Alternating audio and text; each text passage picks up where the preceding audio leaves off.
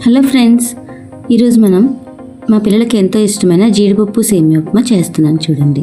First నూనె నెయ్యి వేసుకొని జీడిపప్పు, పోపు దినుసులు, కరివేపాకు, ఎండుమిర్చి ఇవన్నీ వేసుకొని వేయించాలి.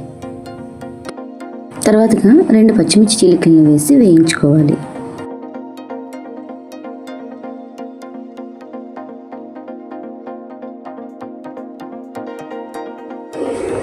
ఇప్పుడు 2 ఉల్లిపాయ ముక్కల్ని సన్నగా తరుక్కొని బాగా వేయించుకోవాలి. ఇప్పుడు ఇందులోనే కొంచెం సాల్ట్ వేసి బాగా వేగనివ్వాలండి. సాల్ట్ వేస్తే తొందరగా వేగుతుంది. ఇప్పుడు ఇందులోకి 1.5 గ్లాస్ సేమియా పోసుకి 2 గ్లాసుల వాటర్ వేసుకొని బాగా ఎసరు మరగనివ్వాలి.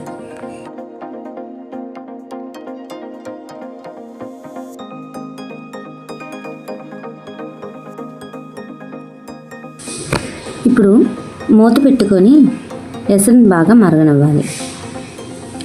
ఎసరు బాగా మరిగిన తర్వాత మనం ముందుగా వేయించుకున్న సేమియా పోసుని ఇందులో వేసి కలుపుకోవాలి.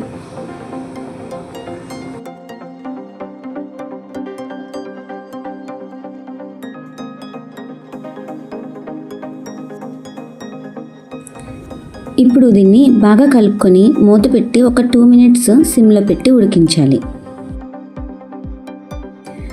ఇప్పుడు 2 మినిట్స్ తర్వాత మూత తీసి చూద్దాము. దగ్గరికి అయిపోయింది, చూసారు కదండి, ఉప్మా ఉడికిపోయింది.